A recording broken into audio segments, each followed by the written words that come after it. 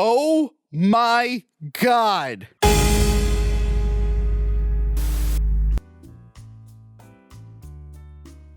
What's up, Tony? Oh, hey, what's up? Sorry, I was reading. Going on? How are you doing, Joe from Movie Dumpster? I'm doing fantastic, Tony from Hack the Movies. Oh, that's so great. Yeah. I'm so glad you're here to talk about this movie today. Me too. I'm so excited to talk about the excellent and often overlooked film Leviathan. No, Joe, we're not talking about Leviathan. That would have been a fun movie to talk about with cool creature effects. But Peter Weller's in it. I know. And Ernie Hudson. I know. It's a star-studded cast, but we will not be talking about that today. Okay, I was thinking, you know what? Some of the fans of the show might not know, but you do a lot of makeup effects and stuff, right? Yeah. Yeah, so But you're... Stan Winston did the makeup effects in this. Joe, we're not talking about that right now. I'm sorry. Are you sure? Yeah, I have when I was thinking of movies I could do with Joe, who was really great with makeup effects, I was thinking of like the best movie, clearly, Dana Carvey's Master of Disguise. Am I not turtly enough for the Turtle Club? I felt like you could relate to this movie a lot. Is that what you think of me? Yeah. So, Joe, now that we're here talking about Master of Disguise, by the way, I know this is talking about tapes. Hi, everyone. The show is Talking About Tapes. Tony from Hack the Movies, Joe from Movie Dumpster. I would have loved to have had a tape here, but here's a fun story. Hack the Movies video has a mailbox that's locked, and only one person has a key to the mailbox, and that's Newt. And he wasn't here today to unlock the mailbox. So literally, the tape for Master of Disguise is in a mailbox like 30 feet away from me, and I cannot access it. That's where it belongs. In fact, it belongs in the trash. Yes. It will be going to the trash afterwards, but right now, it's in the mailbox that I cannot access. Having said that, what are your memories of Master of Disguise? So here's the thing, like before I sat down to watch this for here. Oh, by the way, I did watch this. Oh, okay. And I did take notes for it. Oh, good. What a coincidence. I know, I just happened to have them lying around, and Tony was like, hey, I guess we're doing it now, and here we are. Yeah. So I used to be a counselor at a summer camp. Okay. For one of the guys who did the choreography for Teenage Mutant Ninja Turtles 2, The Secret of the Ooze. Okay. Oh, the Vanilla Ice rap? The ninja rap? Well, not the ninja rap. Oh. Yeah. But all the martial arts scenes with the turtles in the suits. Okay, yeah. He was one of the performers, and so was his son. We used to take the kids to movies like every week or every other week or something like that. And I was notorious for getting all the kids into the movie theater, making sure they were all good. Everybody went to the bathroom and stuff, got their snacks or whatever. And then, 20, 30 minutes of the movie, I'd get up and I'd go watch another movie. And sometimes, in this particular time, I had brought a couple of the older kids. We went to go see M. Night Shyamalan's The Village. Ooh. Or no, excuse me, M. Night Shyamalan's Signs. Oh! Was out at that time. Bucks County's own Signs by M. Night Shyamalan.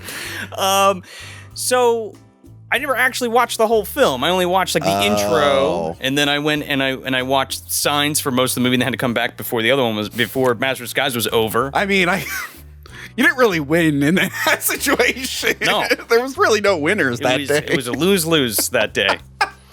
But that being said, I only caught bits and pieces of it, and I was like, I'm just never going to sit down and watch this. Yeah, I feel like a lot of people remember the trailer because of the Turtle Club thing, which we'll get to Turtle Club. So that was a big thing too. Like this was like one of those Austin Powers kind of movies, even though it wasn't so big. Yeah. But like everybody was going, this is what you're doing, and this is what I want you to do. Yeah. And I'm not turtly enough for the. But it was all from the trailer. Oh yeah, I know. Not one person referenced something from the actual movie. Well, there's not much to reference that's worth even talking about. And they really thought this was going to be the big thing. Because I thought, was this like a joke?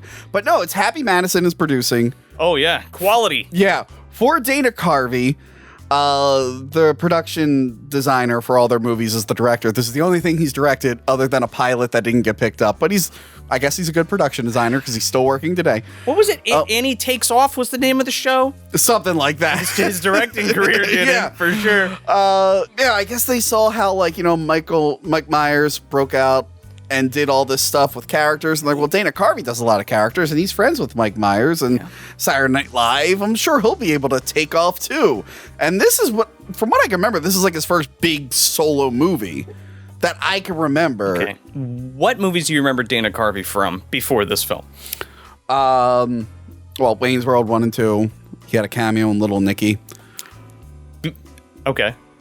I'm talking about like big starring roles. Oh, big starring? Nothing. Nothing. It's Wayne's World 1 and Wayne's 2. World 1 and 2. And Saturday Night Live. That's it. Yeah, that's pretty much it. This sadly was not the launching point for Dana Carvey. It's too late, first of all. And you know what? It's kind of his fault because he wrote the goddamn thing. He co-wrote it, but yes, he's kind of responsible for this. A big thing with Dana Carvey was like, he was like, well, I was doing all this stuff for like adults and I wanted to do something for children. And then he gets together with Adam Sandler to produce it. And it's like, I don't think that works. You know what I mean? This was for kids? That's what he said. Do kids fantasize about their mother's asses? Yes.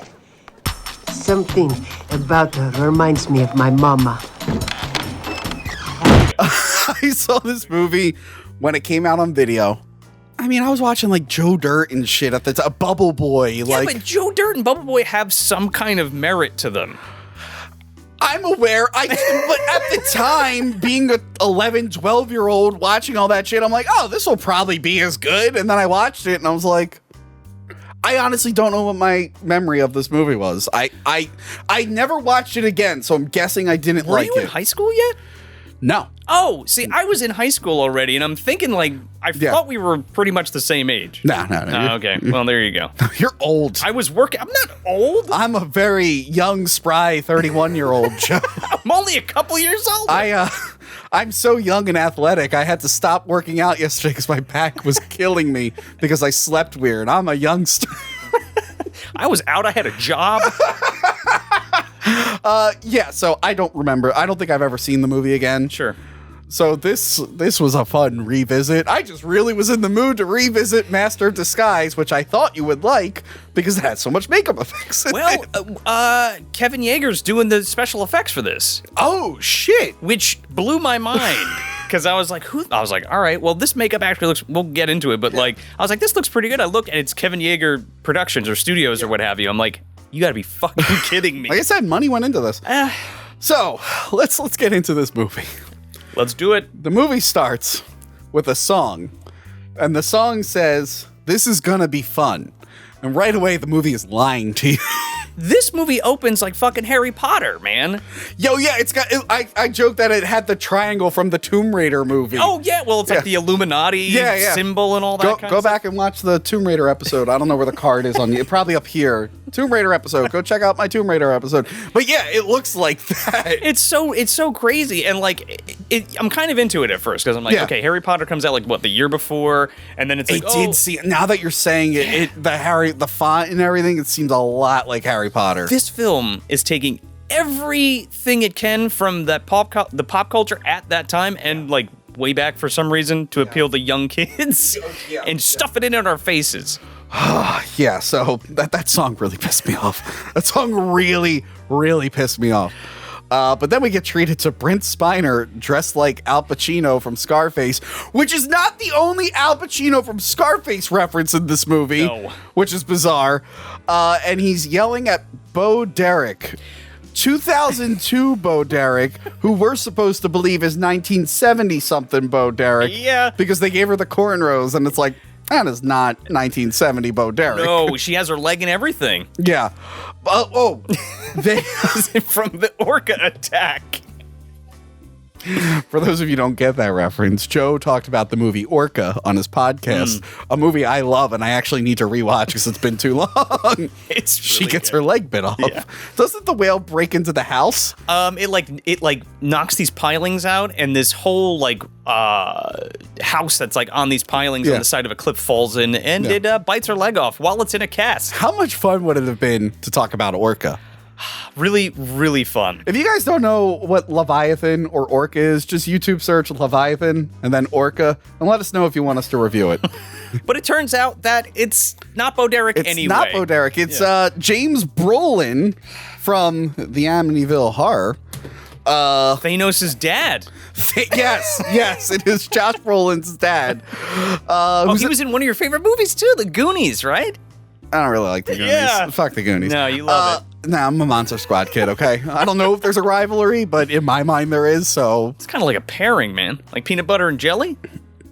No, jelly's gross. Anyway, so James Brolin rips his mask off, and he's talking to his dad, who's a voice off screen. And it's like, your kid is gonna be a master of the disguise. We're gonna get to this fucking Italian shit. And then James Brolin is like, no, this is a no life for a child. You will never be a master of a disguise.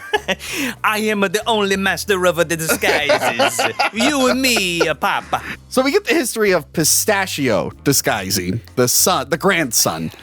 Who, when he's a kid, is played Pistachio. Pistachio Disguisey, played by Dylan and Cole Sprouse, those kids from Big Daddy, I think. Yeah.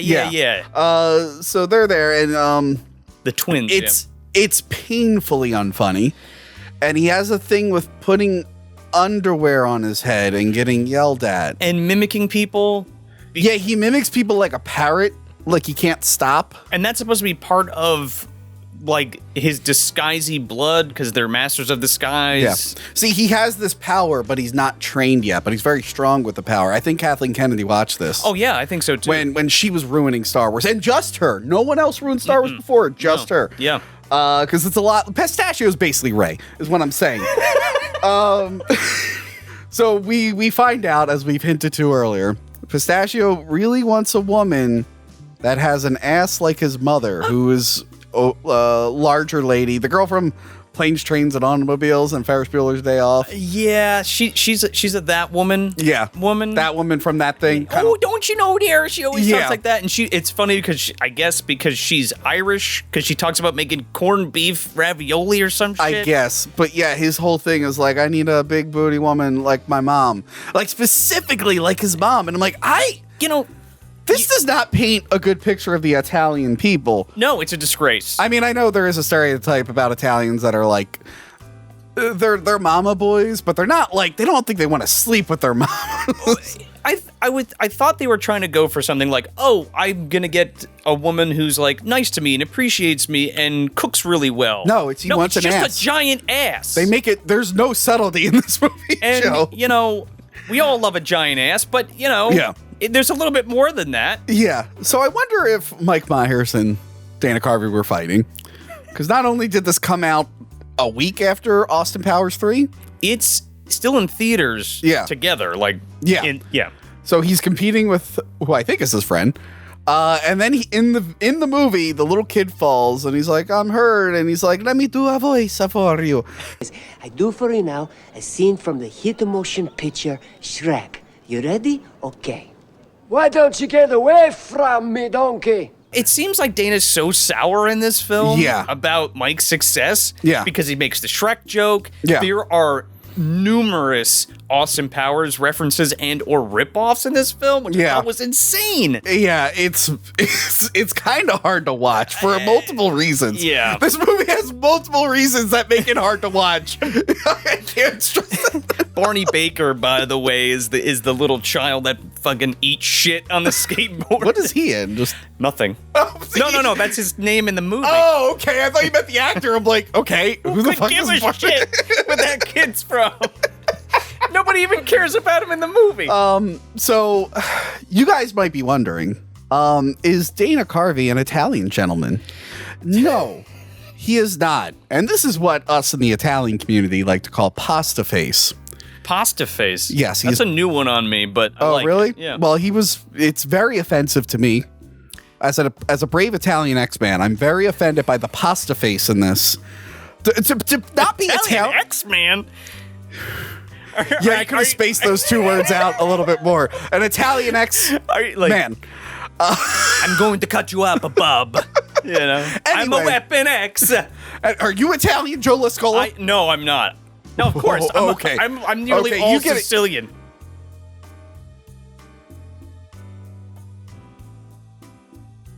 A common Italian-American misconception about Italy.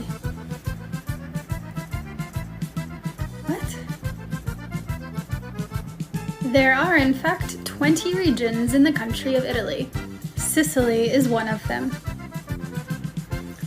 Sicily, Sicilia, is an island. The 20 regions of Italy came to be a part of the country during the Italian unification, or Risorgimento. Saying that Sicily is not part of Italy is like saying New York is not a part of the United States of America. You get a pass. You get a pasta pass. Pasta But pass. Dana Carvey does not get a pass by pretending to be one of my proud people. And you know what's funny about this? Well, it's not funny. It's very offensive. Cancel Dana Carvey. Yeah, Italian Americans like us. Yes. When I was watching this with Ryan, and when I explained to them what pasta face was, I went to write in my notes, Dana Carvey is doing pasta face. And then I wasn't paying attention to the movie. I looked up and I shit you not, I see him putting pasta on people's faces. And I was like, me and Ryan are like, what?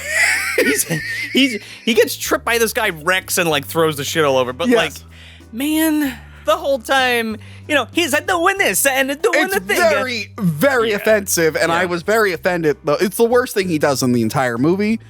And it's every disgusting fucking and despicable. So again, Dana Carvey, I want an apology to the Italian people for you mocking us throughout this whole film. But yeah, then we get an example of him just mimicking this like Southern guy. Yeah. But it's not funny. It's just him saying the same thing back to him, but not even like good. It's weird. There's a bunch of scenes, especially like right after this. Yeah, he's like mimicking this guy from Texas, and they're just going at it, and it's supposed to be a goof. And then like James Brolin comes over and like takes him away, and they're walking away or whatever. And then he does a Papa Don't Preach, I'm in trouble deep. I cringe so much at that. I just kind of stood there and I was like, what the fuck did Tony make me watch? Because I'm like, is this what I have to look forward to for the rest of the film? It's also at this time that I realized that we are getting the first origin story of a secret agent that's on the spectrum. Yes. Yeah. You know what? That's an insult to people who are on the spectrum. This is so cartoony. It can't even be. This is a whole other level. I can't find a group that would be, except for the Italian thing. I can't find a group that could be offended by how like dumb he's being, because he's so cartoony. In a way, he got around being offensive by being so ridiculous. Like Dana Carvey was just like, I can do this funny voice. Let's stretch it out for an hour and a half. It's not even that funny. Dana Carvey's good at impressions on Saturday Night Live, but like this isn't fun. It reminds me of Kate McKinnon in the Ghostbusters reboot. She did her Hillary Clinton voice. I actually never saw it. Wow, didn't realize you hated women, Joe. Anyway, Right, here we go. No, she did her Hillary Clinton voice, and it's like, I don't think this fits this character, and you can do other voices. Why did you pick? And it's the same thing with this. Like, I guess he wants to be Italian, but why would he? What is the goof here? Like, I don't get. He's stupid. That's the goof. No. The goof. Like, why does it even have to be an Italian like background? Because Pistachio Disguisey. Oh, because that was so fucking funny. They wanted his last name to be Disguisey. And I guess no other ethnic group can pull it off. So us Italians, we're victims. We're taking the brunt. Yeah, we're victims to Dana Carvey's. Oh, God damn it. Anyway, I love he sees the girl that he was dating, or he thought he was dating. Oh, yeah, Sophia. Yeah. Oh, she's funny as hell, man. She's all like, hey, yo, pistachios or whatever. Yeah. Oh, yeah, so he's, like, upset because she's got, like, a new boyfriend, who I forget who that actor is. He was, like, on the Sarah Silverman show. I don't know. He's stuff. like a fucking diet Clancy Brown. You know? He's a funny guy. He's been in funny things. He's a funny dude. This isn't a good example. No. But she says something that everyone in the audience is thinking. She says, like, pistachio. The voices thing was funny for, like, 2 seconds. And I'm like, why? And then the movie ends, right? That's like, that line should never made it into the final cut, because anyone watching this would have been like, yeah, she's right. Holy shit, she's right. And the audience is going to relate to this character. I want to let you know I laughed twice. Not like belly laugh. No, just like a chuckle.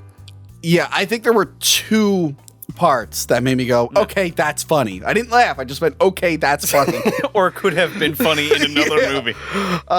So Pistachio's mother and father get kidnapped, and he eventually calls, or his grandfather shows up as the exorcist. How many children are getting that reference? Well, I would have, because my mom actually took me to the 2000 re-release. You're almost a teenager, Tony. I'm talking about little kids. Oh, those little kids that I took on that trip to the movie theater for the camp. I mean, I'm probably a kid who would have gotten that, so you're not talking to the best. But my parents didn't give a shit what I watched growing up. And the majority, for sure. Yeah. I totally get that. I agree with what you're saying. No, totally. I mean, I think we're the odd people out in that situation, yes. But I feel like most. But even like, it doesn't. I don't, because he's not exercising anyone. He's not this. I don't understand why they did the Exorcist thing. The only thing he's exercising is a really bad accent. That's it. Yeah, god damn it. Cancel his name too. Yeah, just I sat there, I listened to the Tubular Bells. I'm like, what does this have to?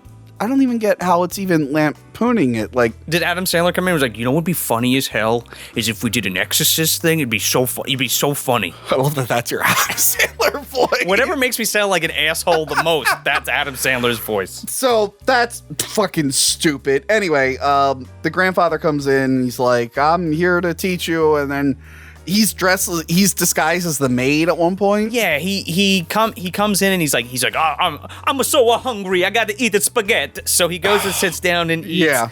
And basically, like, he goes into the other room and becomes the maid. Yeah. And Pistachio's just like, oh, where are you, Grandpa? Where are you? And he's this, like, I don't know, this Spanish maid lady. Yeah. And he reveals himself, and then he tells the family history of the Disguiseys. Did you make sense of this? Because I was somehow they're responsible for like the first act of environmentalism and the Emancipation Proclamation. It's hard to recall a lot of this movie, and we'll explain why in the end. That there's scenes. It's like flashes from like nights when you're drunk. I need to know: is this a scene that actually took place here in the movie, or am I thinking of a outtake from the credits scene that would have been here? This is where they show that he like saw George Washington, and he was the cherry tree, and he was like, "No, a cherry tree for you," and runs away. It gets up and runs away. Yeah, and then it cuts to Abraham Lincoln. Oh my god. That's right. And it was like, do you know that the Abraham Lincoln was so fucking boring that the Disguises had to go up as Abraham Lincoln? And then he comes out, and it's I like to move it. And everyone starts dancing. Why are we dancing? There's like fucking 10 dance numbers in this movie. Joe, what did you think about the makeup effects in this montage? This particular one, there was like none. It was what about the Abe Lincoln? He just had a fucking beard. Wow. I feel like it was like an aftershow. Real critic here, man. Some of the makeup ladies are you working for Dana Carvey. Excuse the fuck out of me. Some of the makeup in this is super impressive. Yeah. Or maybe not like super, it's Kevin Yeager, but it's good. You know what I want to see? I want to see a scene from Spielberg's Lincoln with "I like to move it" in the background. There you go, when he's giving his speech. Yeah. Let's cut to that clip if YouTube lets me. I like to move it. I like to move it. Over me, we'll get funky this year. You like to move it. So the grandfather shows him that his father had a secret lair. And it's way overproduced for this type of movie. It looks like a Harry Potter thing. Well, the guy who directed this that we talked about, whatever his name is, I forget the name. Perry Blake. Yeah.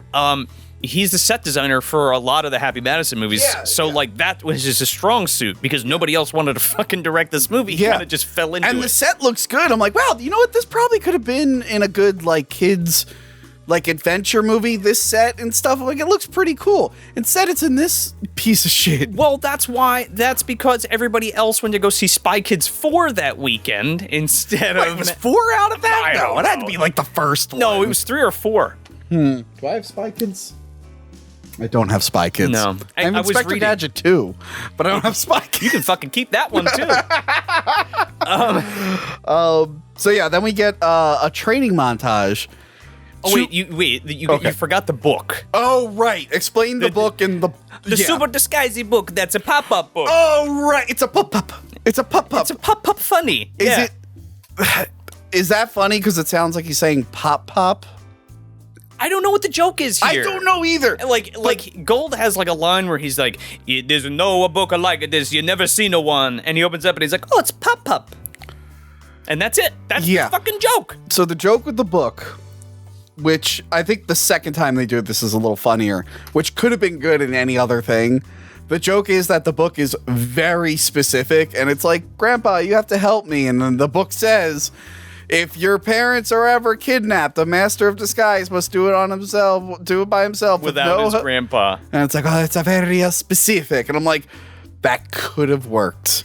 It could have worked. Not in this movie. The landing, they never stick it. Because there's because you're thinking about all the bullshit you just watched in the last scene where it can't even be funny. Yeah. No. And then you get the montage set to one of, I think, a couple songs that have the words Master of Disguise in it. The Master of Disguise, music from the motion picture, includes one of the summer's hottest hits, Master Part 2 by Play. The Master of Disguise, one of the summer's hottest soundtracks. So I don't know which one this is, but it's like a Master of Disguise, and it's him trying the disguises and being bad.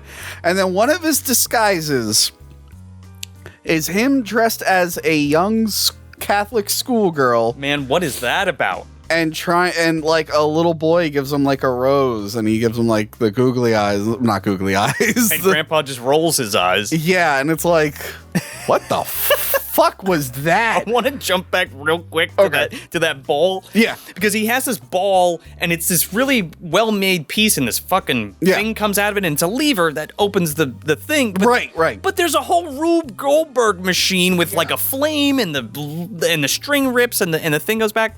But when they're doing that montage of him like putting the stuff on his face, it's funny because he puts, I guess, old pieces that Kevin Yeager had. Yeah. Those are old Freddy pieces from Nightmare 2. Oh! Like the mouth, not the... Nightmare 2? Yeah. By my good friend Jack Shoulder? Yep. Who I interviewed in the Wishmaster 2 episode? Sure did. Okay, keep going. And the fat suit that he's got on, because he has like a blow up fat suit thing. I'm pretty sure that's the fat suit from the Weird Al Yankovic Fat video, because Kevin Yeager did the effects for that too. Okay, see, this is why I had you on here. If you had not been here, Joe, for this particular, Newt wouldn't have been able to pull out that reference. You think Kieran's gonna know that? I don't know. Johanna, we'll get to her favorite part in this movie. She wouldn't be able to pull that out. That's why I said when I saw Master of Disguise, I'm like, that's a Joe Lascola movie. Thank you so much, Get Tony. Joe from movie. I'll wear his shirt in the video, and we're gonna do Master of Disguise because he'll know those deep references. Oh my goodness gracious. So Brent Spiner is very mad. He's out of jail now, and he's kidnapped them. Yes. And his plan is to get James Brolin to steal the world's riches for him, to use his disguise ability. And the thing with Brent Spiner is he farts. When he laughs. Yeah. Look, Brent Spiner is one of the funniest parts of this movie. I think he's pretty good in this. Maybe not funny. What the fuck am I talking about? Not funny? Yeah. But like he's one of the better parts of this film. I guess. I like Brent Spiner. I know what the best part of this movie is. She's not in it yet, though. So after that, there's this scene where like Dana Carvey is in brownface as an Indian. He's trying to snake charm. I don't think it's a lot to talk about. We can skip to the next one. So then we learn about the... I can't do that.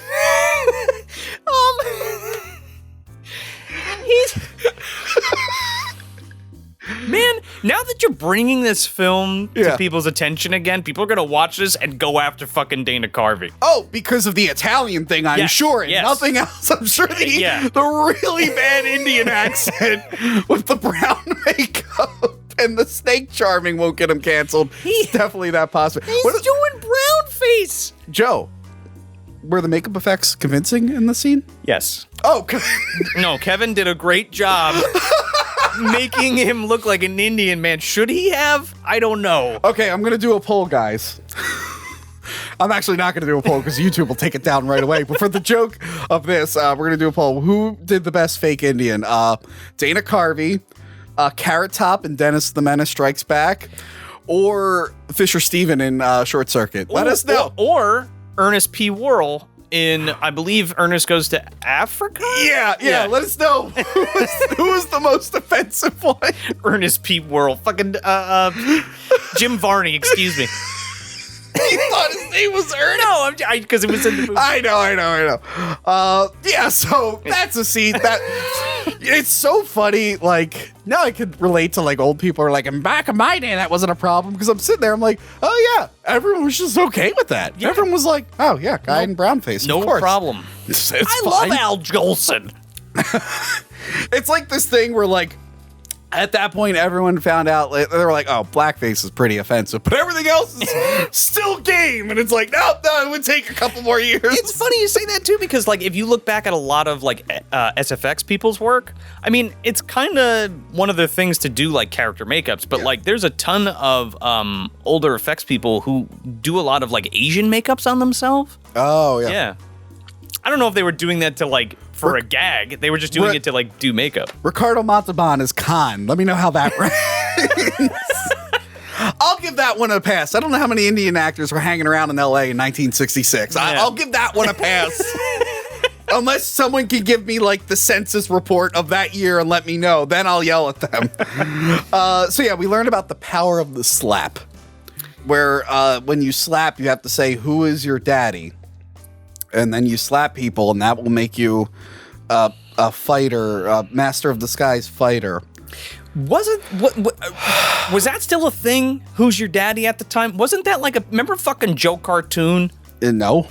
You don't remember Joe Cartoon? You remember Joe Cartoon? When That's a camera. I'm thinking no. I'm looking at you people watching this. You know, camera. Where they, Joe Cartoon, he had the frog and the blender and all that shit. You don't remember that with the gerbils and stuff? Oh man. No. Anyway, Who's Your Daddy was still popular because I remember when Revenge of the Sith came out, which is a great film. Because Star Wars was always great until Kathleen Kennedy. Because that movie came out around, I think, Father's Day or something. They made a poster of Darth Vader saying, "Who's your daddy?" And that was good because George Lucas approved it. And he always makes the right decision. If Absolutely. Kathleen Kennedy did it, it would suck. No. Anyway, so Brolin disguises himself as Michael Johnson, I think, who was he was the one cameo I was not familiar with. I assume he was like an Olympic runner or something. I guess I wasn't familiar with him. So he just their way of getting all of the world's riches is he disguises himself as a celebrity. James Brolin disguises himself as a celebrity, and then security guards are just more than happy to give celebrity stuff. So they're like, here you go, Michael Johnson. You could totally borrow the Declaration of Independence. And he's they like, hand it thanks. off like a fucking baton. Yeah, and he he's runs like, away, oh. which I guess is kind of funny. He's like, watch me run because that's what I'm known for. And he like runs away, and it's like, okay. And then Brent Spiner laughs and farts again, and we're all fucking slapping our fucking knees because it's hilarious. It's really not. No, not at all. Like, it was funny maybe the first time when he did it. Yeah, this movie does not follow the rule of threes. 4, 5, 6s. Yeah, so they decide that Pistachio needs a secretary for because they forgot they didn't write in a love interest. What? But I'm not. So they do a whole thing where they're rejecting all these people applying. But the joke has no time to breathe for it to be funny, right? Because I don't know why he's rejecting them.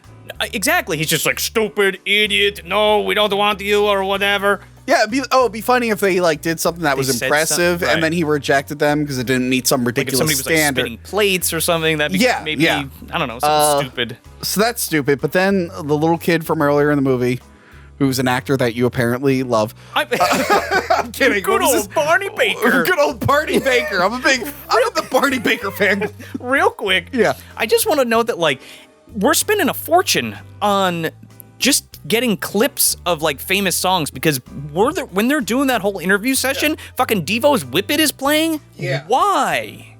stupid. So Barney Baker falls. And Again. Pistachio's like, oh, no. Or no, the grandfather comes out and calls him a baby. He's gotta laugh at me. He's like, oh, what's Pistachio? Come out here. There's a talking a baby. And he's like, I want to see the baby. And I was like, what the fuck? It was just so weird. Yeah, but then his mom comes, and it's Jennifer Esposito, who is distractingly hot in this movie.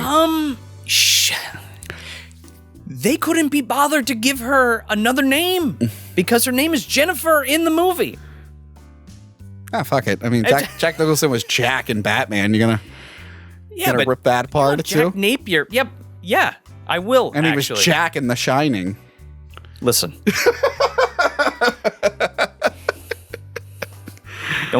No, I don't even know what the fuck to say because you're putting Master of Disguise up against that. The same 3 movies as far as I'm concerned, Joe, because of this.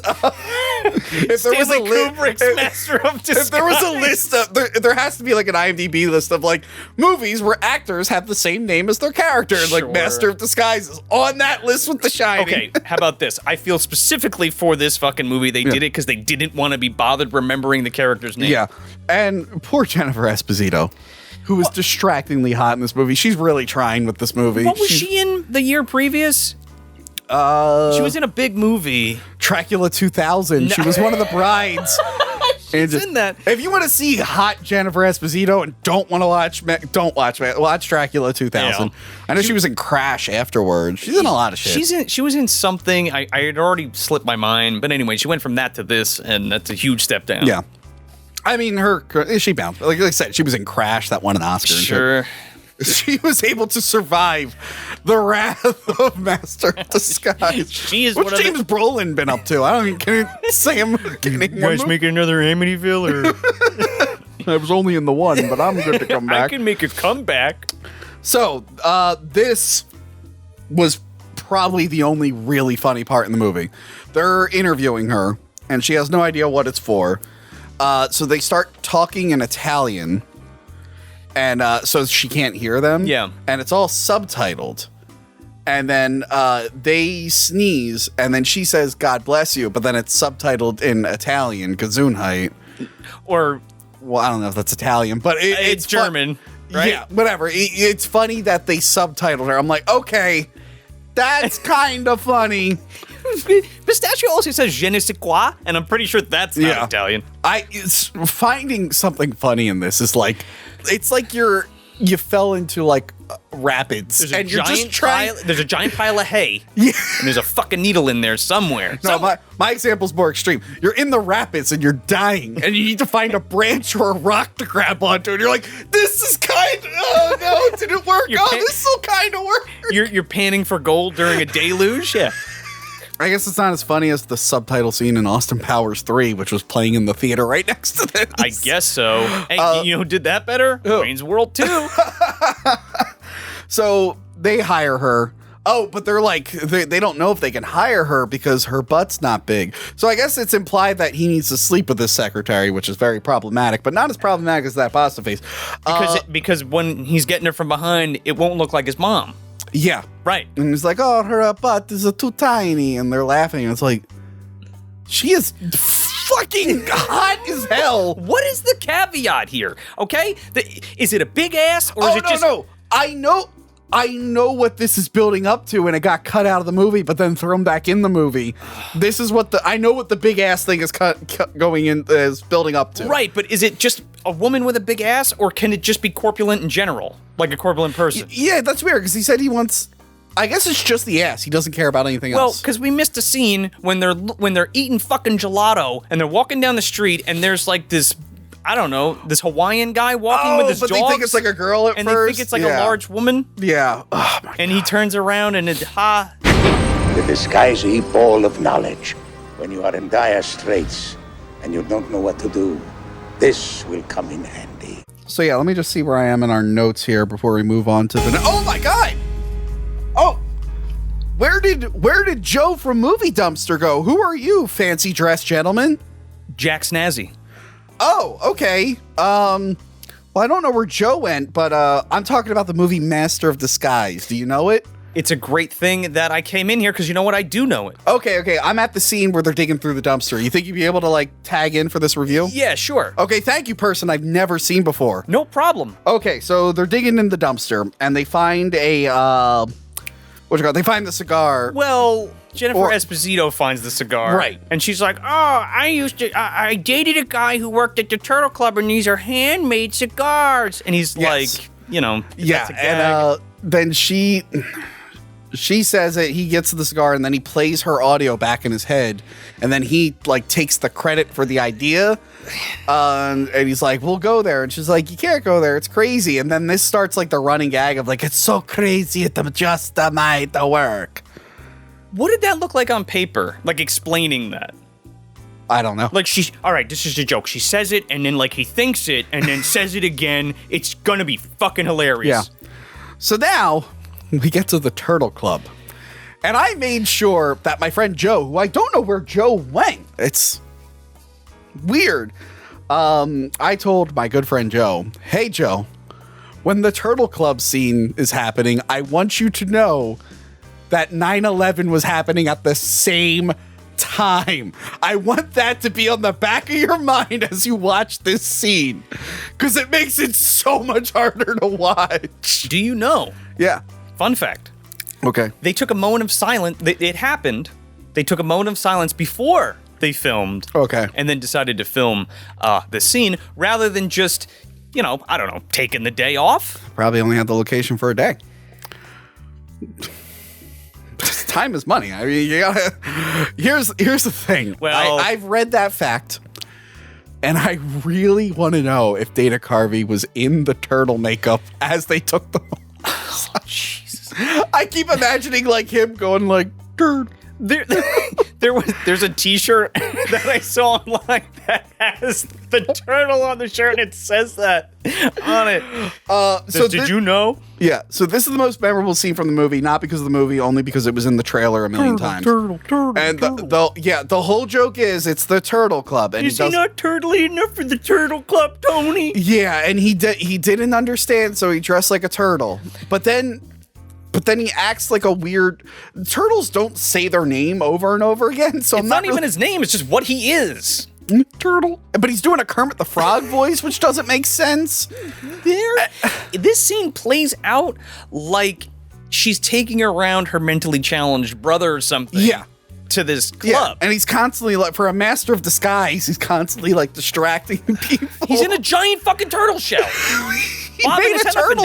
His lip prosthetic is pretty cool though. I guess so, yes. If you know what, my friend Joe is a makeup guy, but he's not here. He is. Maybe he could have talked about that. Yeah. I used to be a makeup guy. Oh, you were Jack Snazzy? You were a makeup guy?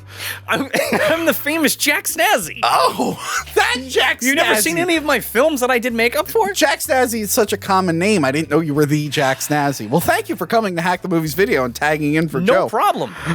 So this scene is awful.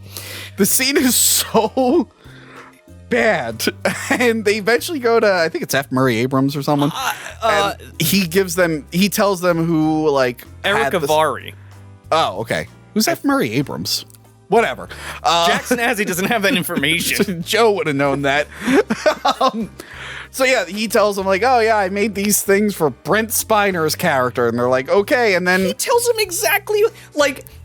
I was just watching Beverly Hills Cop 2, and and Axel goes to the gun club, and the guy's like, "Oh, I'm not going to tell Axel who I made the bullets for," but this guy's like, "Yeah, I made these cigars for this really scumbag guy who collects art and keeps it in his basement." And then the Turtle Club guy gets into a fight with some people, and then he bites a guy's nose off. And then it's just blank, and then he spits the nose back onto his face.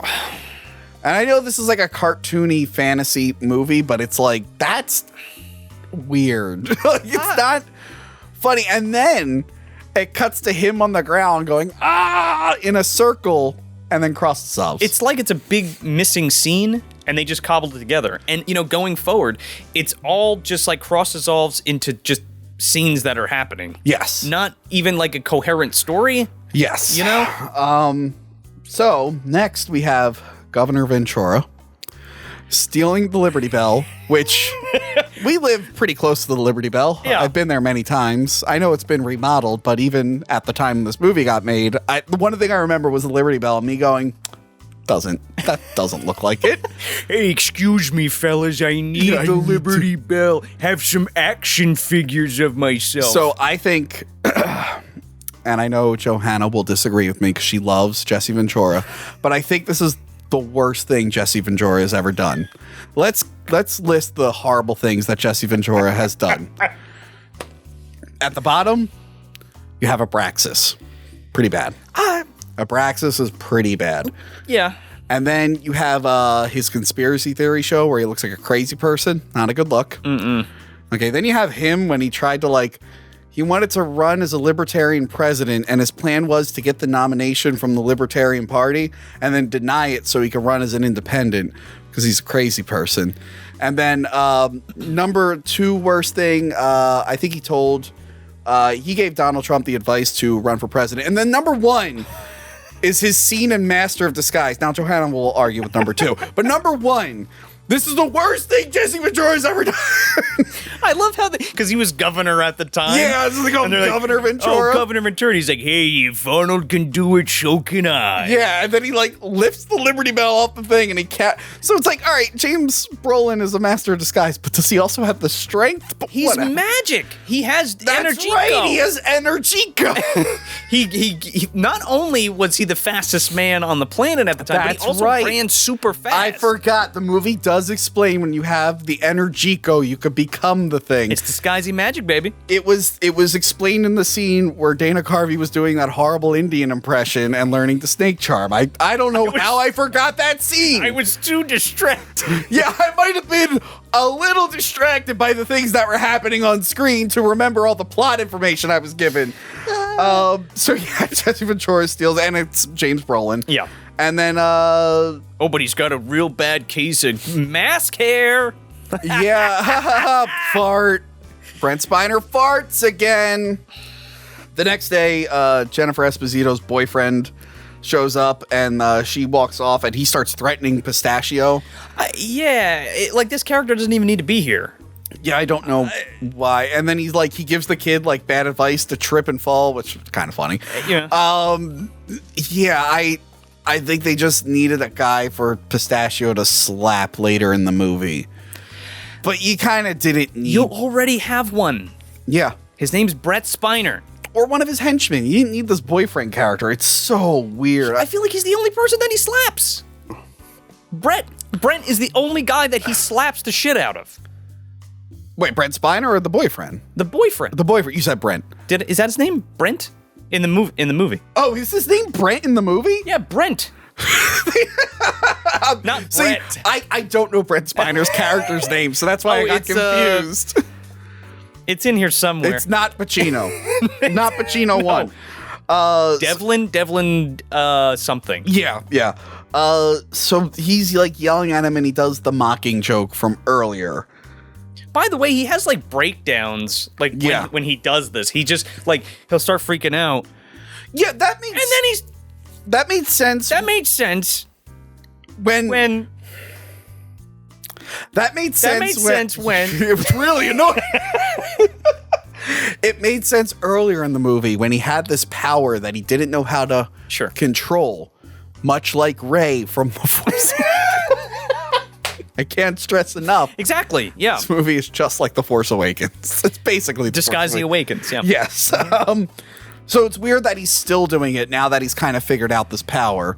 Because he still has to be an oaf, because that's his journey or whatever. And I guess the fight is whatever. So Jennifer Esposito comes up and she's like, I found Brent Spiner by looking up classmates.com. Also, this is one of those gags where it's the one of the characters is doing plot stuff while the other one's in the back doing slapstick comedy. Yeah. And it occurs to me at this point, the grandfather is still narrating the movie. And I don't know why, because it's not a particularly hard movie. I know what the characters are doing. It's not hard. I totally forgot about that, because he narrates it in the beginning, and then it stops for a little while. Yeah. And then I guess the filmmakers were just people aren't going to fucking understand what's going on unless Gold is like doing a voiceover. And then I have my notes here. I can't even remember what this is. I said he makes terrible dated references about Backstreet Boys and Malcolm in the Middle. I don't even remember what the references were. Oh God. The joke was. Okay, this is talking about dated material. Right? Yeah. So she finds out that he's having like an antique show or some shit, like a toy show. Right. She mentions toy show. She mentions toy show, but they don't go to the toy show. Go to the toy show. We'll see the toy show, but we don't go to the toy show. This is such a bad edit because she's like, oh yeah, he's having a toy convention or whatever. And then immediately it cuts to the antique thing. Yeah. Why did they change this? Well, no, they clearly did. They were supposed to go to both. But they cut one out. Oh. But they left the setup for it. But they're both hosted by Devlin. Yeah. Why? Listen, Jack Snazzy, I don't know the Jack answer. Snazzy needs answers. Anyway, yeah, Gammy Num Num. Right.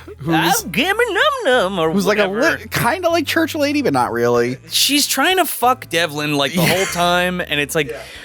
Again, these jokes just don't land whatsoever, and then Devlin isn't interested, and like obviously he ends up inviting Esposito to his mansion or some shit. And what was the super specific thing that he had there? He pulls out the book again. Oh God! And I forget what it says. She's like, look, I don't, because she's having second thoughts about being his person. Yeah. And she's like, oh yeah, well, I didn't say anything about dating creepy guys. Right. And then the book is like the Master of Disguise's assistant might time from time have to date creepy guys. Another movie might have been funnier. It could have been this movie, maybe. You know, me and my friend Joe did something like this in our Frankenstein Unbound episode. We did a thing where we were reading Mary Shelley's Frankenstein, but she was talking all about us.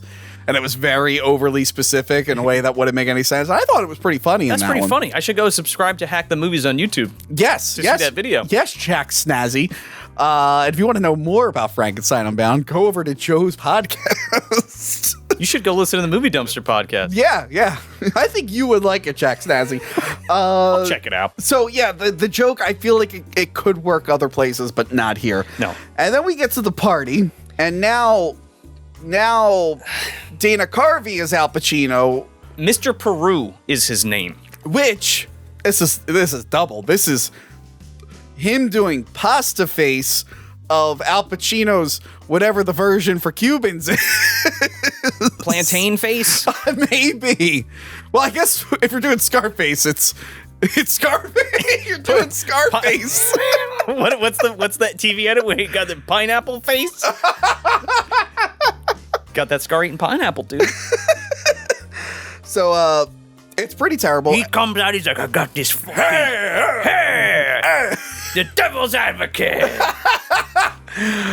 Again, very dated. Like, Scarface is like, okay, that's... Who gets that reference? I mean, Al Pacino... The parents would get the reference. Sure. I got the reference, but it's like, it's not... funny, really. It's like, okay, you're just doing Al Pacino for some reason. He's got like a shrunken head and he's trying to sell it to him. Say hello to my little friend. Get it? Yeah. And Brent Spiner's buying it. He's like, yeah, sure, I'll check out your little head or whatever, but I gotta go try to screw Jennifer Esposito. Yeah, and then he makes fun of the host, the waiters, Little Wiener and Tiny Nuts. I heard you had little wieners and tiny nuts on your plate. The joke is he has a little hot dog and nuts. That would be funny if like we were at like a party and I'd be like, pretend you're my friend Joe. Not that I wouldn't party with you, Jack Snazzy. Jack Snazzy parties pretty hard. But if I was with like Joe, I'd be like, hey Joe, look, little wiener. Like that would be funny. And you're already half in the bag by that point. Yeah. And it's like, oh, that was a funny joke. What you wouldn't do is like, hey, I'm gonna give that guy millions of dollars. And he's going to be responsible for writing the jokes. Yes. And that was the level of, like, that's so stupid. Did he really have that hard of a time, like, writing for, like, children's, like, non-dirty comedy? Because, I mean, I guess so. Most of the comedy's dirty in this anyway. Or is it just bad? He's just a bad writer is what it is. I don't know, but then he's dancing. And he has to escape. To Gloria Estefan, by the way. Yes. Which is kind of funny. I guess. But then he escapes. and he's now Quint from Jaws. To the point he's even on a boat that says Orca. And his Okay, this is what gotta laugh out of me because when he's doing Robert Shaw, he's like, oh, when his eyes roll over like skulls, eyes, and then he's just yelling at them in gibberish. He's like, it goes on too long. Yes, for sure. Again, if Jack Snazzy, if you ever want to hang out and watch Jaws, be more than thrilled. But if we were watching Jaws and like Quint came on and I was like, you'd be like, I would. What you wouldn't say is like, well, that has to be in a multi-million-dollar movie. Tony, put it in. But the makeup and make sure it goes on for 3 minutes. The makeup's is good. It's great, actually. I was hoping Joe would say that, so I'm glad you're here, Jack Snazzy, and let us know that. Yeah. This tells you a little bit about me. My girlfriend pulled off a more convincing Quint when we were Jaws and Quint for Halloween a few years ago. Bruce and Quint. Whatever. She actually looked the way she did her makeup. I actually have to show you and Joe wherever he is. Yeah. She actually looked exactly like Quint.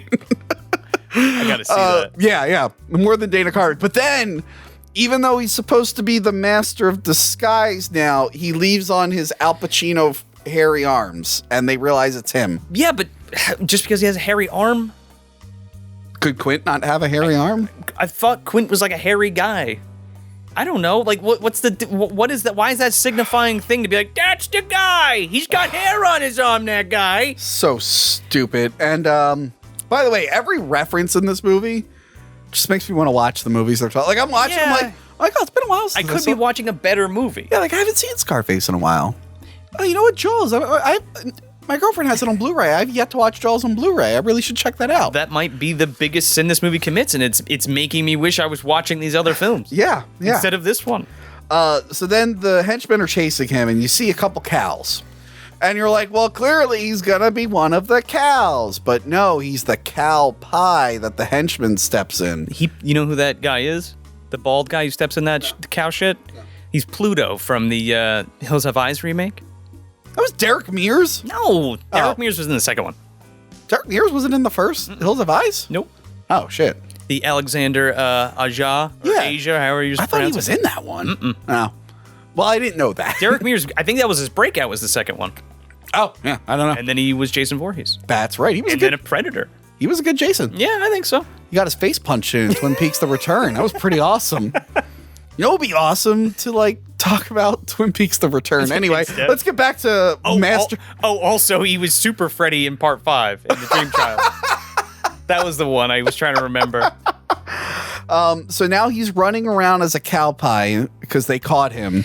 But he does not switching. He's just, like, reading a magazine, and now there's a second song that says Master of Disguise while this plays. I don't think it's the same song. No, but it's like some 60s like Turtles knockoff or some shit, and like again, it's like that Austin Powers thing where he's like running around and the music's playing like Scooby-Doo kind of shit. Yeah, but then he goes back to the party as a German tax collector. And this is where Ryan, who is very German, introduced a phrase to me called pretzel face. So he's now in pretzel face. But he's not doing a German accent. He says he's like from some... like, I'm from the whatever Bavarian... Yeah. Whatever league. But he's got like a British accent. He's British after this, too. He's not going, yaw, and the sings, Listen, Joe, he might have been mixing accents. Midway through, he might have been like, I can't do the German. Now I'm going to be a British guy. And they're like, well, we already set you up as the German. But there's like a back-to-back British guy. So it's like, he can't get out. Yeah, maybe he couldn't get out of that role. Yeah. So then we come back to Brent Spiner, who's trying to be a little rapey with Jennifer Esposito. But then they're like, there's a tax collector here for her. No one says that's weird. Yeah. So they show up, and now he's a fancy British man. Terry Suave, by the way. Jesus Christ. That is Jack Snazzy. That is a fake name, if you ask me. I don't know what you're talking about. Terry Suave. Listen. Jennifer Esposito is what the British government wants. Got it, good. Oh my God. Minty hippo. And it goes on forever. What is it? Ding, ding, ding, a dang dong. And oh my God. Hut one, hut two, Charleston chew. He's just saying random things. They're not funny. Like, I guess the voice could be funny. The voice is funny, but you gotta also say funny things. This is why you don't ad-lib a fucking movie. Well, we get it. We get it. You don't like Ghostbusters 2016. Stop bringing it up. Our female audience, all point whatever % of them are going to turn off. That is none of those ladies in that movie's fault, is why that movie sucks. They were all fine, competent actors. It's not their fault. Melissa McCarthy. So, in this scene, Brent Spiner's angry, and now he has a face tick instead of the fart. Next scene, this is what you're doing. This is what I want you to do, or whatever. The next scene, they are at the bar, and Esposito finds out that her boyfriend is cheating on her. And then Dana Pistachio realizes the girl who was not his girlfriend is now dating the boyfriend, and then he learns to slap. Yeah, and then he pushes the other boyfriend away too, because he's just there. He slaps the shit out of him, and MC Hammer starts playing Can't Touch This. Yeah. But this is a big character moment. Is it? Yeah, because Pistachio realizes, you know what? I don't need a big booty girl. I'll settle for insanely hot Jennifer Esposito. Insanely hot 2002 Jennifer Esposito. I'll settle for you. I mean, your ass isn't as big as a house, but it'll do. Butter bum or whatever he calls her. Cut back to James Brolin. There's a lot of problems with this scene. I wish my good friend Ryan was here right now, because they had a lot of complaints about this. Are we talking about the Jessica Simpson scene? For a minute, I thought it was Ashley Simpson, which would have made it even more dated. I thought it was Britney Spears. But then they started playing that song that I kind of remember, and I'm like, okay. Well, they had to, because they were like, is anybody going to remember who Jessica Simpson is in 2 years? So the security for NASA or whatever, they give her the Lunar 11 module. Landing module. Yeah, what is it? The Apollo lunar module? Yeah, Apollo 11. Yeah. What's the problem with that? Didn't it explode? Well, the base for the Apollo 11 module is still on the goddamn moon. Oh. Because it ejected off of it. And I think most of it burned up in the atmosphere coming in. Like, everyone survived, but like... Sure. It would be like burnt. It wouldn't be completely intact unless this movie is saying that the moon landing was fake, which... People are allowed to believe that. Stanley Kubrick, man. Stanley Kubrick, allegedly. I don't know. But I don't think the movie is that smart. No, they were just like, oh, you know what'd be fucking funny? Is if we had a giant Luna landed. Wouldn't that be hilarious? And then Brent Spiner. You think Brent Spiner's not going to fart. And he's even like satisfied that he's not going to, and then does. And then he farts. So this next scene is real bizarre. Oh my God!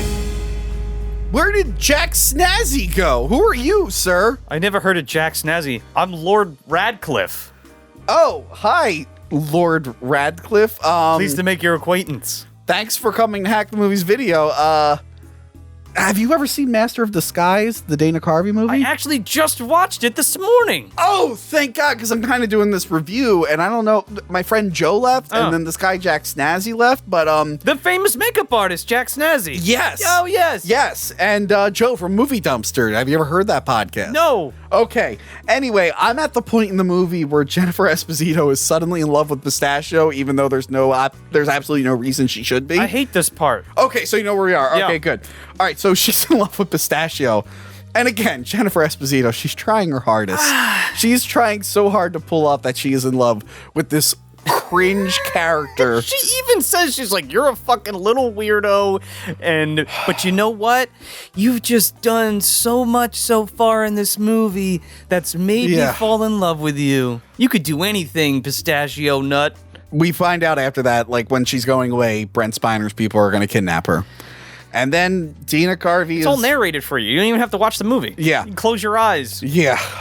Dana Carvey he's on the roof using the magic ball to talk to his grandfather, who now is a hologram. He's talking to the Emperor, man. A hologram. Now, is this the Energico that's making the hologram? It's a pre-recorded message that is sentient.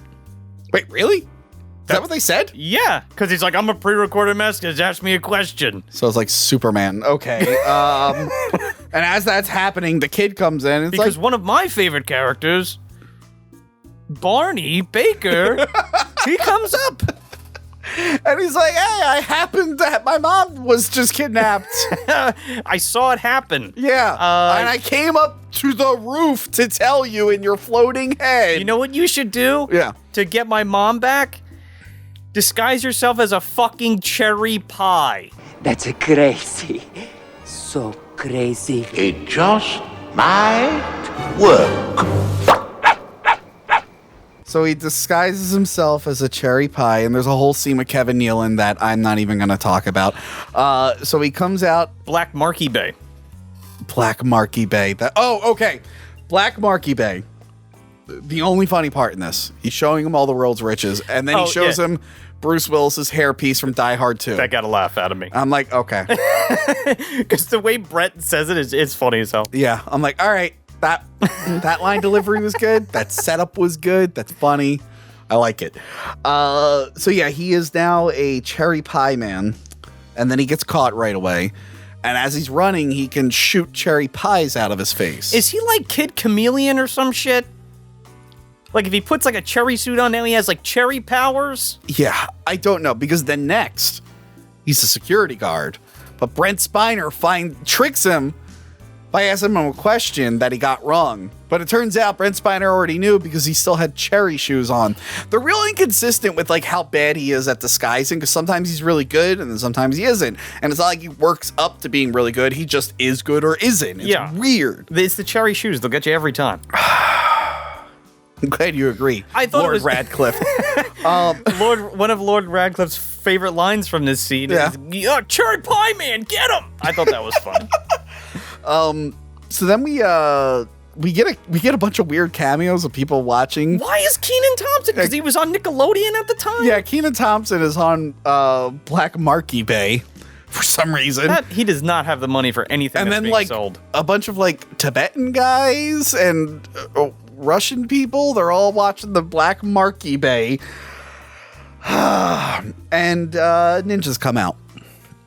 Because this movie was building up to a different confrontation, which would have made sense in the batshit crazy logic of this movie. But it was too much like Austin Powers. Yes. So instead, we get ninjas. And Vitamin C kicking up. That was Vitamin C. Sure you know was. what Vitamin C was in? Nothing. No, she was in something. She was in Dracula 2000 with Jennifer Esposito. You think she got her the job? Hey, you want to sing this stupid song? We had such a good time on Dracula 2000. I'll get you a part on. He's fighting the ninjas, and I swear to God, it's a third song with the lyrics "Master of Disguise." Yeah. And also the mom. All right, so we forgot to mention the mom is being held hostage. We probably should have mentioned this earlier. Eating caramel corn that makes her forget where she is. Yes, and she's in a kitchen the whole time. And every time he goes to threaten the dad, he's like, "I'll have someone kill her." And there's like hands that come out of the that sink. made me laugh though. The hands out of the flour. Yeah, I don't know. That was kind of funny. But then she finally breaks the spell because I guess she stopped eating the stuff. Question mark. And she's like, I didn't eat my candy corn. And then she's saved, I guess. Yeah. So they're fighting, and Brent Spiner runs away and farts the whole time. And now the dad is disguised as Brent Spiner, but now he's on the dark Energico, and he has become consumed with the character. Well, Brent Spiner's plan is to glue a likeness of Brent Spiner onto Frabbrizio. Yeah. And then push him off a fucking cliff. And So he then, dies. And then make out with the money. And So it's like Die Hard when they plan to blow up and make it look like they died. Yeah. Yeah. Yep. I'm so mad I compare this to Die Hard anyway. Well, we get that dark side of the Energico, which is just like Star Wars. Just like a Star Just like Wars. Star Wars. And the dad is fighting him. And then he goes like, Dad, it's me. Let me prove it. I'm going to put underwear on my head. And at this point, I totally forgot about the fucking underwear gag. So I'm like, what? I'm like, oh, right. He did the underwear thing. In like 2 scenes, though. Yeah. I don't know. It's fucking dumb. It's not dumb. a good movie. No. It's not a good It's movie. just dumb. And he like shakes it. He like shakes Brent Spiner out of it, or his dad, James Brolin, and like it's complete with like Darth Vader voice, like breathing effects and shit. So then, Brent Spiner gets away. There was actually a scene where what's his face actually beats him up and stops him. Oh, really? Yes, but I think they reshot it so Dana Carvey could be George Bush because he was popular for that. Yeah, so they changed it, but the original, the original ending to Brent Spiner, he's running outside, and then Pistachio is Captain America. Whoa, cool. It's all in a day's work for Capitan America. For some reason, he's not dropping the accent. No. But it's so like a girl could be like, hey, why are you Italian, Captain America? And he's like, America is a pot that boils and everybody's in it. And I'm like, I could see why this was cut out of the movie. I guess it's a better message than what we got. You know what was really sad about this scene? One of the little girls in the movie is the Glee actress who died over the summer. And then I was like, oh, wow, I'm just being reminded of tragedies left and right with this goddamn movie. Is this her legacy? Part of it. Glee and then there's this and then Glee. Actually, that was probably the best thing. Like, hey, I got cut out of Master of Disguise. I'm on the special feature. Oh, thank God you got cut out of that. Oh, my God. I just wanted to know one thing. Like, when Frabbrizio, like, becomes himself again, he doesn't take off a mask. He, like, shakes his face and he becomes himself again and, like, melts away Brent Spiner's face. And then he takes the contact. Yeah, that's weird. Fucking weird. What's also weird is they go to Costa Rica. Yes. And I guess since this was a reshoot, they couldn't get the two henchmen, maybe? Because now Frabbrizio and the grandfather are in disguises, but as the henchmen. But throughout the whole movie, it's just they cut to the actors. Oh, yeah. But now it's them in makeup for some reason. And then George Bush is there, and Brent Spiner wants to get a picture with him. And then it turns out it's Pistachio, and he throws him in the water, and they go, is he dead? And then there's a big fart bubble. And I'm like, is he dead? You just threw him in the water. How would he be dead? Well, I guess he's not dead because he farted. And then the movie ends for the first time. Yeah. Yeah, and these credits... Oh! Joe, you're back! Yeah. Where have you been? I've been here the whole time. You were? Yeah, I was walking around the rest of the store. Oh, wow, I didn't see you. I just couldn't take sitting here talking about this movie. Do you know where Jack Snazzy and Lord Radcliffe went? Jack Snazzy, the famous SFX guy? Yeah. I didn't see him. Hey, who the hell is Lord Radcliffe? I don't know. Wow. Anyway, well, welcome back. We're at the end of the movie now. Oh, thank God. So the movie itself is 65 minutes long. Well, problem there, that's not feature length. Or, well, it's not. It technically is a feature. Sure. But not enough to be in like theaters and stuff, like popular chains. So what they did is they added 15 minutes of credits. And it's mostly dance scenes and B-roll, some outtakes, and then it's like deleted scenes. Yeah. Why wouldn't you just put the deleted scenes back into the film? I don't know. Because it would have made more sense than throwing them here. There's a pretty funny character, that toy guy. Yes. Oh, so they did shoot the whole toy thing. And I guess the story is they would have done the toy thing first and then the other. Sure. But then they didn't. But they left it in. And then we see the ending was going to be a bunch of girls with big asses like a mama. It's the fembots, dude. It is the fembots. Straight up. And I understand them cutting it out because it's too similar, but then don't put it in the credits. No, it's and weird. then like, when their asses move, it like makes the sounds like the fembots and stuff like that. Yeah. And I'm like, did he really like have something so against Mike because he was successful with those? I don't know. Shrek and and it's Austin so Powers? weird that they put like deleted scenes in the credits. It reminds me of the movie you hate, Ghostbusters 2016, where they set up where there's going to be like a dance scene and then it never happens. And then when you watch the credits, there's people dancing from the deleted scene. It's like, well, why would they leave the setup in and then cut the dance scene out? It's the same thing with this. You know, I've never seen it, but I have a hunch that there's probably other scenes from that movie that could be cut where that could be reinstated. Maybe. I don't know. There might be. I don't know. Then we forgot to mention, Jesus Christ, there's so much in this movie. In the credits alone, there's so much. There's so many questions I have.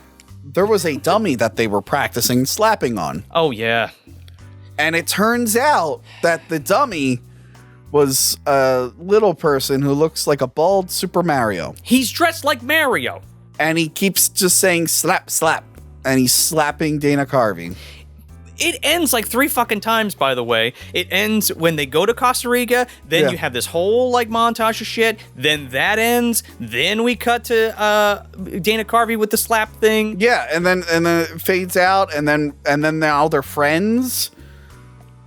And it just keeps going. It never stops. It really was getting me mad. And then at the end, he's like, "What are you doing? The movie is over. Go home." Yeah. And I want to know, like, how many people actually sat in the theater? Everybody was out at the last like 10 minutes, not maybe. Yeah. If they didn't walk out, they were out by this point. Yep. That was really bad. And then like it fades down and then it fades back up because little Mario wants to say goodbye because he's sad. And then it fades down and you're like, finally. And then the fucking dog comes up, the cuteness. Oh my God. He had a dog called the Cuteness and he could skateboard, but then the actual dog couldn't really skateboard. And they like made his mouth move and it's like overdubbed with Jack Gold. Or not Jack, whatever his name is. Yeah. The actor. This movie was bad. Why did you make me watch this? Because I thought you could relate to it as a makeup effects guy. When Kevin Yeager did it. We could have done Child's Play or Bill and Ted. I do have Bill and Ted over there. But I mean, I thought, because you've done so many cool faces and stuff. You were in my Hack the Living Dead. He was a cool zombie in Hack the Living Dead. There's no zombies in this though. There's only actually shocked there isn't, to be honest. There's only awful racial stereotypes. Is that not something you do? No. I can't say that it is. Well, if you ever want to get in the big leagues, Joe, you gotta start. If you ever want to make it in this business in 2002, you gotta put an SNL guy in brown face. Yeah, this is one of the worst films I've ever seen. I just want to quote Alan Morrison. Okay. He said, a film about idiots, made by idiots, for idiots. And I'm going to concur with that. Yeah. With that. Do you think anyone actually likes this movie? I know one person that likes this movie. Okay. I'm not going to name them. I hope they don't watch this episode. I'm sorry. But it's fucking bad. Like, I got literally no joy from watching this. No. Did the knowledge of 9/11 make you more miserable while watching it? The fact that particular scene was done that day hurts my feelings because it's like all of that at the expense of that joke, right? Like all of that mourning at the expense of that joke. Charles! And I'm just like, I'm like picturing like crew members like sneaking off to look at a TV to see what's going on. And Dana Carvey's going, turtle in the background. It's just so well, that scene looks like nobody was looking while they were shooting it. Like, you know, but I don't know if I would have been like, hey, sorry, there's a lot going on right now we need to pay attention to. But how many of those people might have had like family members or something like in the city at the time or something? And they can't call them or anything because they gotta watch Dana. Because they gotta watch fucking stupid Turtle Man. Turtle! Ta-ta Turtle Man. It's so depressing. It's such a depressing movie. For a movie that's supposed to be a comedy. All it does is make you feel bad and sad. It makes you wish you were doing something else. It makes me wish I was watching many other movies. And like, I mean, I know you can relate to it because of the makeup effects, but I can't relate to this movie at all. And I'm just real disappointed that we had to watch it. And I blame you, to be honest. But anyway, that was Master of Disguise. Don't ever watch it. Watch the trailer like everyone else did. Go, haha, turtle, and then move on with your life. Go look up Leviathan. Yeah, look up Leviathan. With that movie we mentioned earlier. I don't know if we'll ever do a review, but this movie. I feel like everyone should search Leviathan because it's a pretty good movie. It's a great flick. Species is another good movie. Oh, Species is a really good one too. Yeah. There's a lot of movies we could do. Yeah, you know, like we have Stan Winston doing effects in this, and we have Steve fucking Johnson. Yeah. And H.R. Giger doing the effects for Species. Speaking of Leviathan. Yeah. The director of that did a movie that we talked about on Movie Dumpster. Oh, we did. Of unknown origin, which also has Peter Weller, and a Kind of a Big Rat, which has become a running gag between us. Which It's a giant rat. It's a giant rat. I know people are going to watch this and comment, so I want them to tell me if a rat the size of a fucking Yorkie is a giant rat or just kind of big rat. It's kind of a big rat. Anyway, so that was talking about tapes. Please like, share, and subscribe, and check out Joe's podcast, Movie Dumpster. Yeah, check us out at moviedumpsterpodcast.com. I'm rocking the merch right here. Listen wherever you get your podcasts. Yes. You can also listen to my podcast, Catzilla versus the Pod Monster, Which is a great podcast. and you can listen to it everywhere except for Google, because I messed up setting it up and I still haven't gotten around to figuring it out. You should fix that, man. Yeah, maybe. So, Joe, that was great. I had a really, really great time. I'm sad you couldn't be here for all of it. You missed a lot of stuff. Jack Snazzy and Lord Radcliffe had a lot of interesting insight into the film. Well, I'll watch the episode when it comes out. I really just did not want to talk about this. Yes. Yeah. I could be watching any of those Captain America movies there. Instead, I watched this movie with the deleted Captain Americas. I could watch the deleted scenes for Captain America and be more satisfied. You know what? The Captain America suit in this looks better than the 90s Captain America movie that was supposed to be theatrically released and then wasn't. I thought it was the same guy who played him. What you call it? Salinger's son? The famous author Salinger's Yeah, I think son? so. Yeah. That's a great flick, by the way. Like, for a 90s superhero flick. Well, that one also has pasta face. They made Red Skull Italian. Oh, in yeah, that. that's I don't right. agree with it. Tony, I'm back from the mailbox with your copy of Master of Disguise. Where'd everybody go? Well, here's a perfectly placed microphone that's recording, so I'm going to tell you guys my Master of Disguise story. The day before this came out at the theater, Justin and I worked together. I was a manager at a UA theater, and it was rainy and awful out, and we had this one employee there who was a coiled spring of a human being. And we had 2 call-outs, and Justin and I had worked enough that day, so we asked him if he could stay and work a double, and he was not happy about it, but I said, listen, if you stay and work a double, you get to pick which movie we watch tonight, because we always watch the movies a day before they came out. And the 3 picks were Master of Disguise, Fear.com, and Blue Crush. Now, that's a powerhouse of 3 movies that you probably forgot even existed. So we get through the rest of the day. It's awful. There's toilets backing up. I remember somebody tried to flush underwear, and we had to take care of that. We lock up. The staff is cleaning. I go up into the projection booth, and I thread the projector, and I come back downstairs, and I had a certain look on my face, so Justin knew that something was up, and he goes, "What's up?" And I said, "Don't worry about it." So I tell coiled spring employee, "All right, man, hey, I'm going to start the projector in theater 2. Come have a seat." And he comes and he sits down, and he's had a tough day. He's had a really tough day, and I'm waiting. And the trailers go through, and then Master of Disguise pops up on the screen. He went, "Ah!" Got up from his seat, went over to the wall, smashed the broom into the soundproof wall that's on the side of all the theater walls, grabbed the wall with both hands, and headbutted the wall. Everyone got quiet. He put a hole in the wall, and then he sat down on the floor. Justin sitting next to me, mission accomplished. One of the other managers leans over and goes, "Are you going to do something about that?" And I go, "Oh yeah, hold on." I got up and went in the other theater and watched Blue Crush. And that hole was there. I left there in 2006. That hole was still there in 2012 when I went to go see a movie there. So I don't think about Master of Disguise very often, but when I do, the only 2 things that always pop to my mind is that dude mashing his melon against the theater wall and the turtle thing. So, yeah, I'm glad this microphone was here and on. I'm going to go find Tony. Newt, was that you? Was Newt just here? Oh, Master of Disguise. Oh my God. Can you believe this? They took Dana Carvey in his Indian face, but they photoshopped him to be white. They made him look white on the box because they didn't want it to be offensive, but he's still dressed up like an Indian guy and a Cuban guy, but they just made him look white. They thought they would get around the racism by making him white. What the hell?